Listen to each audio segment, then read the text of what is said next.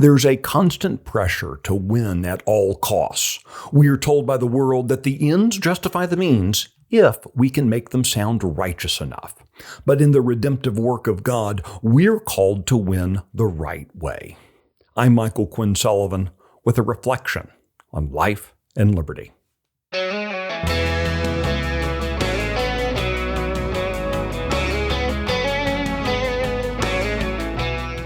Few biblical vignettes puzzled me more over the years than that found in 1 Samuel 24. Let me try to set the stage. King Saul and his men had been chasing David, knowing he was ordained by God to be Israel's ruler. David and his men fled into the wilderness region known as En-Gedi and were hiding in a cave.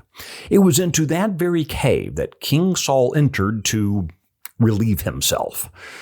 This is why my then 18-year-old son called it the Pea Cave when he and I were there a couple years ago. As my son and I stood at the mouth of what had been the cave, looking down at the Jordan River below and marveling at the beauty of the place, it was hard not to think of the pressure to win at all costs. We feel it every day, just as David did. Hiding in that cave, David and his men conspired about the opportunity to attack Saul. How easy it would have been for them.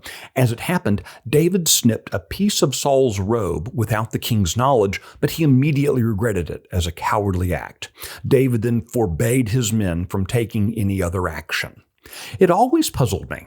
How were David and his men not seen or heard? How could David have moved close enough to cut Saul's robe without the king knowing it? Well, as it turns out, very easily. The location features a massive waterfall and a raging stream that had carved the cave from fragile rock. Back then, the cave would have been pitch black, the floor littered with man-sized chunks of rock. 12 men could have been standing there yelling and never be heard, let alone seen. Meanwhile, given the clothing of the day, one would have had to carefully disrobe before going about the king's task at that moment. When you stand there, it all makes perfect sense. While Saul was a dishonorable king, David didn't want to begin his own kingship in a dishonorable way.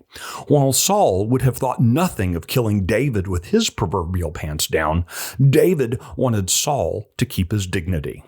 More importantly, David wanted to honor God, even in the darkness of a cave, against a man who wanted him dead. The lesson of En-Gedi is that the ends cannot be justification for the means. If we want to be honorable men, we must behave honorably, even when it's inconvenient, even in the darkness, even when there aren't any opposing witnesses. As a self-governing people, we must first be able to govern ourselves.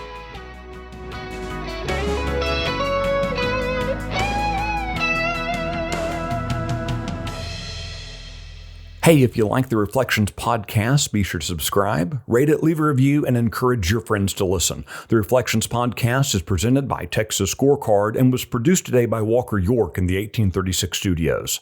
I'm Michael Quinn Sullivan. Thanks for listening.